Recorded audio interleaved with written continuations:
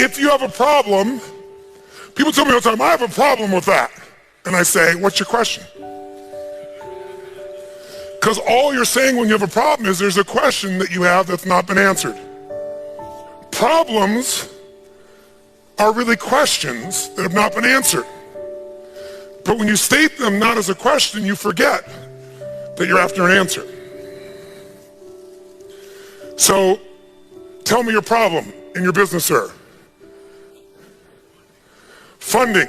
What's your question? What's your question? Because by the way, when you go, my problem is funding, guess what you got? Now you have a problem. It's yours. You get to hang on to it. You get to label it my effing problem. You get to show people your problem. You get to talk about your problem, but nothing changes.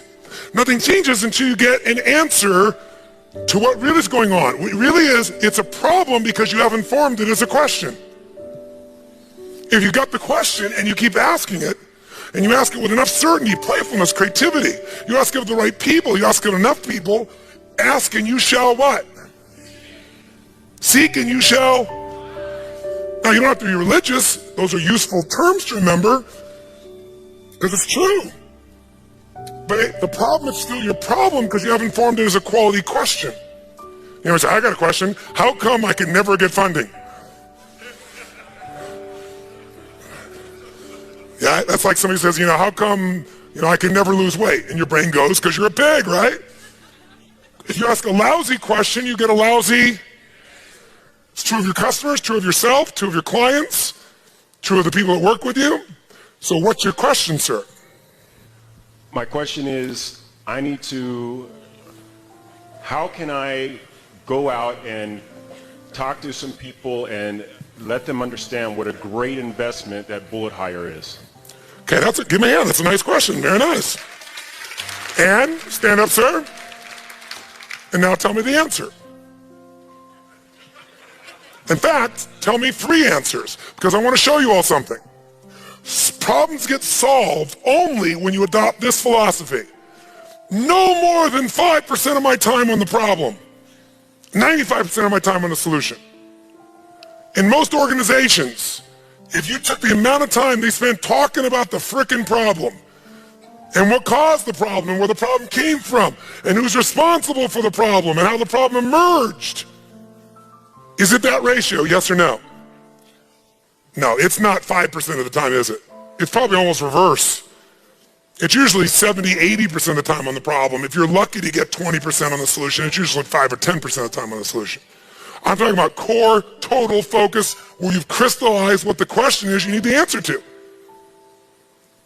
And that's where you've been. You've been focused on this thing called a problem, and there is no thing called a problem once you form a question, if it's a quality question.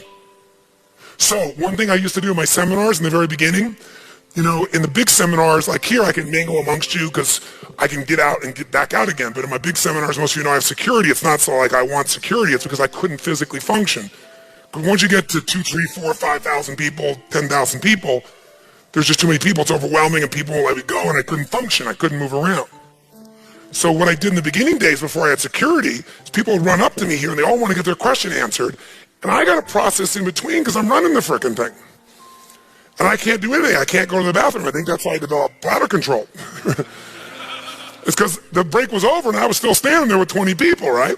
So I came up with a plan, and I implement this in every company in this room. And I actually thought about this, something we even could implement in our big seminars, even the large seminars would be easy to do as well. People all want me to give them the answer. And I'm happy to give them an answer, my answer, which might be a good answer, might not be, but it's the best one I can give you. But even if I give you the best answer, wouldn't it be better if you came up with the answer? Because I come up with it a little bit if you're a little annoyed that I had the answer and you didn't. First, you're happy to have the answer. Then later on, you're a little pissy because you went, I could have thought of that answer. I'm doing the show for NBC. It's called Breakthrough with Tony Robbins. And in order to get the show, I show them all these films of people I turn around. I take the impossibles is what I want. The people that have been in therapy for 20 years, or the person who's suicidal, or the relationship that's over. And I just live to take the impossible, make it possible. Now, by the way, in relationships, sometimes it's better for them to be apart. So I don't want to give the impression that we always keep people together, because that's not necessarily the goal. But I said, go find some people of your own, so you know I didn't get specially good, pick the right person. You go pick anybody and I'll turn them around. And so, sure enough, they went out and found some people. And one of the persons they got was a man who they went to a speech pathologist and said, could you turn somebody around who's stuttering? He's been doing it for years. Of course, he could do it easily. I said, really? He said, sure. I said, get the worst stutterer you could possibly find, search all pathologists, speech pathologists, find their worst patient. I'll have it in an hour. And they look at me going, really? It's really? So they get me this man. He's been stuttering since he's 2 years old. His name is Rashad. He's a really wonderful soul. About 30 years old. Some of you met Rashad. Some of you know what I'm talking about, right? Some people are clapping. It's because he came to an event. They got to see this man. And so they brought him to see me. Guy's been stuttering since he's 2. It'd take him like 3 minutes to say his name. It's like this, going like this. I'm sitting there very patiently, right? Waiting for him to say his name. You can imagine that tempo in my life.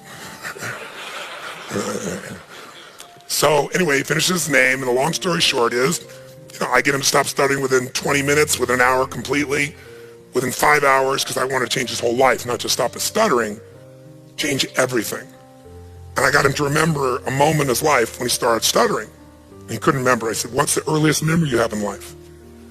By the way, how am I influencing him right now? Guess who else is starting to search for the earliest memory in their lives? So I said to him, what's the earliest memory in your life? And he thought for a while, he said, I don't know. I said, I know you don't know, but if you did, what would it be? And he finally says, I was 2 years old. I was eating cereal with my brother, watching cartoons. I said, okay. What was the cereal? Cocoa Puffs. That's not it. I said, what was the cartoon? He said, Rocky and Bullwinkle. And I said to him, didn't Bullwinkle always stutter? And his eyes got like this big. He said, yeah. I said, whenever he was in trouble, he stuttered, and then Rocky came and saved him. He watched this unbelievable transformation. I said, something happened before that day, because whenever someone has locked down that day, you have a memory before it, you've just blocked it. I eventually got him to remember the night before his father had brutally beat his mother. And then he didn't know what to do when he was watching Rocky and Bullwinkle, and he started stuttering. And sure enough, Rocky comes to rescue. His dad stopped beating his mother because he had to deal with his son stuttering out of control. So unconsciously, he became the problem, so the father had to focus on him instead of beating up his wife/mother. I said, that worked really well for a 2-year-old, Rashad, but not very good for a 30-year-old, Rashad. Does it? Is that what you want? All of it is setting something up and asking the question. Anyway, the transformation was incredible. The next day, the reasons people clapped in the room is, the transformation was amazing. I had him find a part of himself that was like a warrior, because he was kind of a beat down guy, and he got up in front of 5,000 people and just took the place. It was like, if NBC had not found him, they thought for sure he was a plant, that I'd done this thing, because he looked like an evangelist speaker, and I didn't tell him anything except, I'm probably going to call on you tomorrow. All right, that's all I told him. He took the stage, and then I brought him to Date with Destiny, and I picked him for the most difficult process in Date with Destiny, and no one in the room who wasn't at the first seminar knew. No one could tell he ever stuttered. So the reason I tell you this story, though, is guess what happened at the end? He wrote me a letter to thank me and told me that it was the most incredible experience of his life, but it took him 3 weeks to deal with something. And what was that? And it was that I had cured his stuttering and he hadn't. That God should have got the credit, not me. And I said, well, I give God all the credit. That's why I sent back. He said, no, but I realized, my wife said, are you crazy? Are you insane? But that's how much we have a need for significance. Some people want to have their problem and keep their problem, even though answers are all around them, because they want to be the one to solve it. Just remember, human needs drive everything. And for him, the need to be significant was very, very high. And if he didn't do it in his belief system, then it wasn't as significant. So even though it was euphoric, he even went back and started stuttering again so he could kind of like have a problem And so his wife pointed this out to him, and then all of a sudden it became very clear and he shifted. Now I tell you all that though to come back to you, which is what I want you to do in a memo. Here's your memo. And then I'll ask you. Your memo in the room, what I have people do is instead of coming to me for the answer, because if they came to me for the answer, I give them the answer, and what happens? They like it for a while, and later on, he did it. Now, not everybody's that way, don't get me wrong. But I told you the story because some people are Rashad. Their whole life has changed. Everything's more than they could ever dream of, and later on, there's something inside of them pissed off about it. So if I can be part of what helps you, but you do the major work, or you make the final thing, you're going to own it more. So what I would do with people is I'd say, simple. Here's your problem. I want you to write down what the problem is and describe it in 2 sentences max. This is your memo. 2 sentences, crystal clear that anybody will understand it. If you have to write more than 2 sentences, you have to tell them a paragraph, the question doesn't work. It has to be maximum of 2 sentences, ideally 1, so crystal clear anybody can understand it. That's number 1. So you write that down. You write down, define the problem with precision. Describe the problem or the request. And sometimes it's not a problem, sometimes it's a request. Can we turn the air conditioning up? Can we turn it down? Can we have lunch at whatever time? Can we do this? Can we do that? Whatever the request may be. So you write it down. Then the second thing I have them do is describe 3 solutions to their request or problems. 3, and I use keywords, 3 cost-effective, intelligent, viable solutions. Might be viable, time viable, resource viable, whatever the case may be, viability. So what are 3 intelligent, practical, viable solutions that you believe we can implement, to solve this, or to meet this need? By the way, why do I have them come up with 3? Someone tell me why. 1 choice is no choice. 2 choices is a dilemma. Until you have 3 choices, you're not at choice.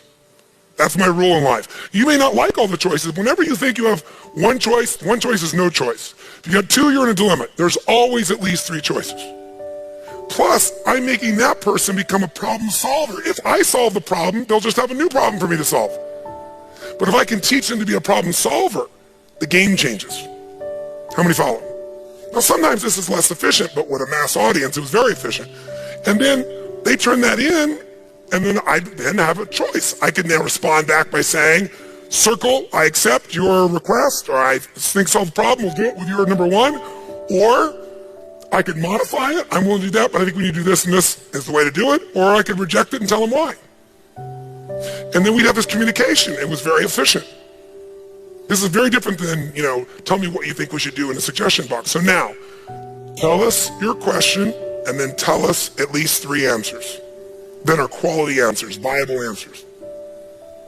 Okay, the question is, how can I influence people to put in money into my company and help me change the entire recruiting industry?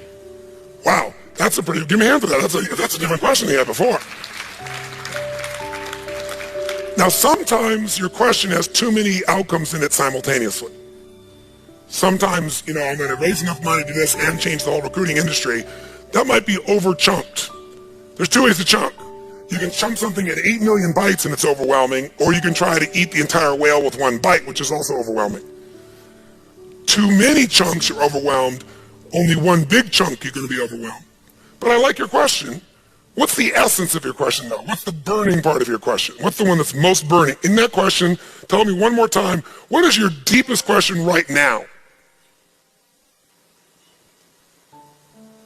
My deepest question is, how do I get the funding I need to put in place to hire the right people, to implement the right marketing and sales activities, to continue to have the resources to do what my company does, that I can bring this to the rest of the world?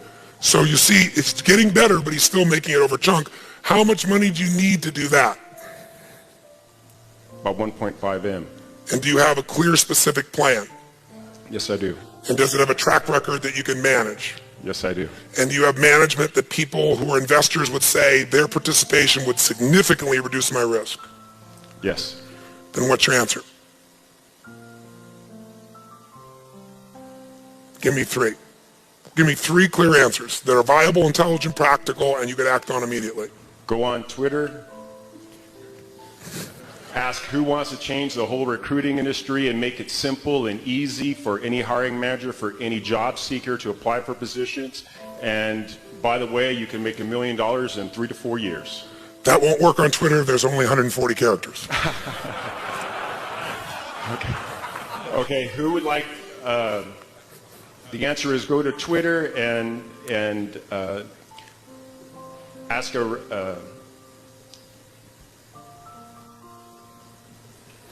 ask the question of who wants to change the recruiting industry, and I can show them how it can be done, and if they can be a part of this and also make $1 million. Okay, so that's one approach. Go to a medium online, Twitter might be one example, where I could get people's eyeballs and make a request where it's very compelling both in the sense of transformation and economic return. How many follow? Okay, give me another answer. Go out to my personal network and just start talking to people and showing them what my system does and what the growth potential and our management team, and then ask them to be a part of it. Great. What's the third answer? Continue to talk to venture capitalists and continue to tell the story to them about how we're progressing. Great. And I bet you could come up with 3 more right now if I asked you to, couldn't you? Most likely. Yes. So what do you feel right now differently than a few moments ago, if anything?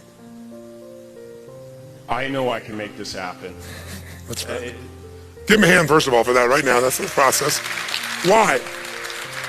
Why? Why do you know? Because I've been in this industry for so long. I know where all the holes are. I know how companies waste a bazillion amount of millions of dollars a year. I know how inefficient the recruiting process is. I know how laborious it is. And our system takes about 80% of that and completely wipes it away. Great. Now I want you to notice something. Clarity is power. By making himself be more clear, be more brief, be more precise in the form of a real question that's actionable, and then just demanding an answer in a state of certainty, he's got them. But most of us don't have this as a discipline. So let me offer you 2 in the form of 4 questions. First, give him a hand. Thank you very much. Problem-solving questions. So here, let me give you 6 questions, problem-solving questions. The first question I ask when a problem comes up, the most important question, is not what the F, not why did this happen to me, not who screwed who to make this happen. The first question is, what's great about this, or what can I learn from this? Immediately, it's like, what's great about this? What's great about this? The first question I tend to ask is, what's great about this? Now, by the way, the answer I often get initially is, what do you think? Nothing. Because if you're in a lousy state, you go, what's great about this? Your brain's going to go, nothing, you idiot. And I go, I know it looks like nothing, but if there was something great about it, what's great about this? And I demand the answer. By the way, seek and you shall what? Ask and you shall. And I don't care who it is, if you ask with authority and certainty, you get an answer. I'll give you an example. A friend of mine came to see me one time, years ago. He was at his wit's end.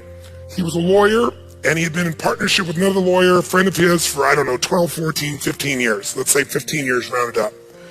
And one day, the partner of his had a midlife crisis and decided he didn't want the pressure of being a partner in the firm, and he quit the firm. He just announced to his 15-year partner, I'm out. I'm moving out. I'm moving away. I'm getting a divorce. I don't want to be a lawyer anymore. I'm out. I'm leaving the firm. And now he's got reputation, money, overhead, all this stuff tied to him. So he comes to me, he says, Tony, I can't handle this. I can't take on his cases. It's going to hurt our reputation. I don't have anybody else I can bring in here. We're both still in the building phase in this firm. Without him, also with sweat equity in this thing, just go hire somebody who can't work. And he is on and on and on and on, and he's pissed off and he's frustrated. And underneath it all, he's scared, really scared. He doesn't know how he can keep the thing together. He can't keep the overhead. And so I let him talk on and on. So I look at him and I say, I just have to ask you a question that you're going to think I look like an idiot. And you're going to say, stop being Tony Robbins. But I can't. It's me. So I have to ask you the Tony Robbins question. He said, what's that? I said, what's great about this? And I said, I know on the surface it's the most absurd question to ask. That's why it's the best question to ask. The best question is often the one everybody else thinks is absurd. Because what everybody else thinks like is why everybody else is stuck. right? You ask the question nobody else would ask. And one of the greatest questions you ask is, what's great about this? But make yourself come up with the answer. If you can't come up with it, change your state and ask it. So I changed the state by saying pussy boy and finally getting him to laugh. First getting a little pissed off. I don't mind getting somebody pissed off because when they're angry, energy goes through their body. I can take anger and convert it into something else that's different than defeated. Does that make sense? You know, so I get him angry and then he'll playful, and finally he goes, well, I said, look me in the eye and tell me you loved your partner and wanted to be with him forever. Tell me you wanted to have sex with him. Come on, tell me. So what am I doing? Breaking his what? So once I break his pattern enough, he goes, honestly, he said he's been a pain in the ass for the last 8 years. I said, what's great about this? He said, what's great about this is it makes me no longer settle for the wrong partner. And when he got that, it changed the meaning and it changed the game instantly just by answering this question.